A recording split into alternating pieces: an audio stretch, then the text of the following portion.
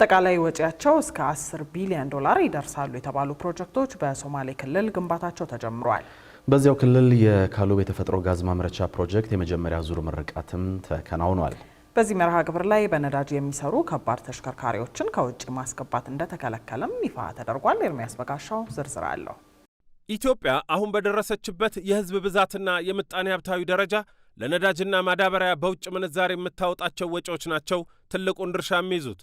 መረጃዎች እንደሚያሳዩት በዓመት ለነዳጅ የሚወጣው አገራዊ ወጪ 4 ቢሊዮን ዶላርን ተሻግሯል። ይህን ከፍተኛ ወጪ ለማስቀረትና ቢያንስ ለራስ ለመትረፍ ደግሞ ነዳጅና የተፈጥሮ ጋዝ ፍለጋ ከተጀመረ ከአንድ ክፍለ ዘመን በላይ አልፏል። እንደ ጎርጎሮሳውያኑ የዘመን ቀመር 1972 የአሜሪካው ቴናኮ ኩባንያ ነበር በኦጋዴን አካባቢ የነዳጅና ተፈጥሮ ጋዝ ክምችት መኖሩን ያሳወቀው። ይህ ከሆነ ደግሞ ግማሽ ክፍለ ዘመን አለፈው። ዘውዳዊውን ስርዓት ጥሎ ደርግ ወደ ስልጣን ሲመጣ ደግሞ የቀድሞ ሶቪየት ህብረት የነዳጅ ኩባንያ ስራውን ተረከበ። እርሱም ኢህአዴግ ደርግን ጥሎ ወደ ስልጣን ሲመጣ ከአገር ተባረረ። እንዲህ እያለ አንዱ ኩባንያ ሲወጣ በሌላኛው ሲተካ ነው የቻይናው ጂሲኤል ጋር የደረሰው። የቻይናው ፖሊ ግሩፕና የሆንግ ኮንጉ ኮንኮርድ ግሩፕ በጋራ ባለቤትነት የያዙት ፖሊ ጂሲኤል የመጀመሪያውን በካሉብና ሂላላ በነዳጅ ፍለጋና ልማት ላይ ለመሰማራት ፈቃድ ያገኘው ከ12 ዓመታት በፊት ነበር። ከዚያ በኋላ ትናንት የመጀመሪያውን የጋዝ ፕሮጀክቱን ጂሲኤል እስከሚያስመርቅ በርካታ ውጣ ውረዶችን አልፏል። በምረቃው ላይ እንደተገለጸው ፕሮጀክቱ በዓመት 111 ሚሊዮን ሊትር ጋዝ ያመርታል የተባለ ሲሆን ምርቱ ለኃይል ይውላል፣ ለማዳበሪያ ግብዓትም ያቀርባል ነው የተባለው።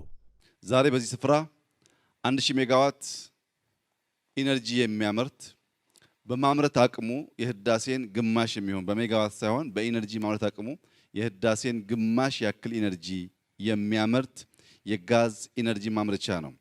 ግማሽ ያህል ሲባል ሰዎች ግራ እንዳይጋቡ በውሃ ኢነርጂ የሚያመርቱ ግድቦች ቢበዛ እስከ 30% ነው ኢነርጂ የሚያመርቱት። በእኛ ሁኔታ ከጀርባ የምትመለከቱት ይህ የጋዝ ፕላንት ብቻ አይደለም። በምግብ ራሳችንን ለመቻል ለምናደርገው ጥረት ለማዳበሪያ ማምረቻችን ዋነኛው ግብዓት ጋዝ ነው። በዚህ ምክንያት ምግብ ይሆነናል ማለት ነው። በሌላ መንገድ 1000 ሜጋዋት ኢነርጂ እናመርታለን፣ ከዚያም ክሪፕቶ ማይን እናደርጋለን ስንል 100% ግብዓቱ ጋዝ ነው። የካሉብ የተፈጥሮ ጋዝ ፕሮጀክት የመጀመሪያው ዙር ምርቃት ብቻ ሳይሆን የሁለተኛው ዙር መሰረት ድንጋይ የማስቀመጥ ስነ ስርዓትም ተከናውኗል። ፕሮጀክቱ በሁለተኛው ዙር 1.3 ቢሊዮን ሊትር ጋዝ የማምረት አቅም አለው ተብሏል። እዚሁ መርሃ ግብር ላይ ጠቅላይ ሚኒስትር አብይ አህመድ የትራንስፖርት ወጪን ጨምሮ የዜጎችን የኑሮ ውድነት ጫና ይቀንሳሉ ያሏቸውን አዳዲስ መረጃዎችም ይፋ አድርገዋል። በዚህ ዓመት ቢበዛ በአንድ ዓመት ጊዜ ውስጥ 2000 የሚጠጉ የአዲስ አበባ ከተማና ወደ ክልል የሚሄዱ ባሶች አሁን ከሚጠቀሙት ነዳጅ ወደ ጋዝ እንቀይራለን። እነዚህ 2000 መኪናዎች ሲቀየሩ የትራንስፖርት ዋጋ ቢበዛ ወይም ቢያንስ አሁን ካለው በ50% በሚቀጥለው ዓመት እንቀንሳለን። በከተሞቻችን ያለው ዋናው ችግር የሊቪንግ ኮስት ነው። ይሄ ሊቪንግ ኮስት አንደኛው ምክንያት ቤት ነው። ከ1.5 ሚሊዮን በላይ ቤት እንገነባለን ያልነው የዜጎቻችን የሊቪንግ ኮስት ጫና የሚያስከትለውን አንዱን ችግር እንቀርፋለን ለማለት ነው። ከዚህ ቀደም ነዳጅ የሚጠቀሙ አነስተኛ ተሽከርካሪዎች ወደ አገር ቤት ማስገባት እንደተከለከለ ሁሉ ከዚህ በኋላ ደግሞ ነዳጅ የሚጠቀሙ ከባድ ተሽከርካሪዎች ማስገባት መከልከሉንም ጠቅላይ ሚኒስትር አብይ አስታውቀዋል። ልክ በኤሌክትሪክ ለሚሰሩ ተሽከርካሪዎች እንደሚደረገው ድጋፍ ማንኛውም ባለሀብት ጋዝ የሚጠቀም ከባድ ተሽከርካሪ ካስገባ ከቀረጥ ነፃ መደረግን ጨምሮ ድጋፍ እንደሚደረግለትም ተናግረዋል። ሌላኛው ጉዳይ ደግሞ ማዳበሪያ ነው። መረጃዎች እንደሚያሳዩት ኢትዮጵያ በዓመት ማዳበሪያ ከውጭ ለማስገባት እስከ 1.5 ቢሊዮን ዶላር ወጪ ታደርጋለች። በአገር ውስጥ የማዳበሪያ ፋብሪካ ለመትከል ከዚህ ቀደም እምብዛም ያልተሳኩ የተደረጉ ሙከራዎች ነበሩ። አሁን ደግሞ በናይጄሪያዊው ባለሀብት አሊኮ ዳንጎቴ ኩባንያና በኢትዮጵያ ኢንቨስትመንት ሆልዲንግ በጋራ ጎዴ ላይ የዩሪያ ማዳበሪያ ፋብሪካ የመሠረተ ድንጋይ ተጥሏል።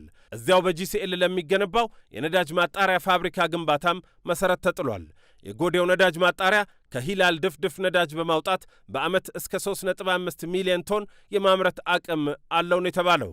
የማዳበሪያ ፋብሪካው ደግሞ እስከ 3 ሚሊዮን ቶን ያመርታል ተብሏል። በጎዴ አካባቢ ስንንቀሳቀስ እንዳያችሁት ትላልቅ ወንዞች ክረምት ከበጋ የሚፈሱበት እንደዚህ ያለው አስደማሚ ሜዳ ትንሽዬ ማሽንና ማዳበሪያ ቢያገኝ እንኳን ኢትዮጵያን ቀጠናውን ሊመግብ ስለሚችል የሶማሌ ክልል አመራሮች ቀን መጥቶላችኋል፣ ጊዜ መጥቶላችኋል፣ እድል አግኝታችኋል። ይህ እድል ሳይባክን በአንድ ልብ በአንድ መንፈስ ተባብረን የሶማሌን ክልል ለሶማሌ ብቻ ሳይሆን ለምስራቅ አፍሪካ የሚተርፍ ልማት ያለበት ክልል እንድናደርግ አደራ ልላችሁ እፈልጋለሁ። ለማጠናቀቅ 40 ወራት ይፈጃል የተባለው የማዳበሪያ ፋብሪካ ባለቤትነት 40 በመቶ የኢትዮጵያ ኢንቨስትመንት ሆልዲንግ ሲሆን ዳንጎቴ ግሩፕ 60 በመቶ ድርሻ ይኖረዋል። አጠቃላይ ወጪውም 2.5 ቢሊዮን ዶላር ይሆናል ነው የተባለው። በአጠቃላይ እነዚህ በሶማሌ ክልል እስከ 10 ቢሊዮን ዶላር ወጪ የሚደረግባቸው ፕሮጀክቶች ከ3 እስከ 4 ዓመት ውስጥ ተጠናቀው እንደሚመረቁ የተነገረ ሲሆን እስከ 5000 ለሚሆኑ ዜጎችም የሥራ ዕድል ይፈጥራሉ ተብሏል።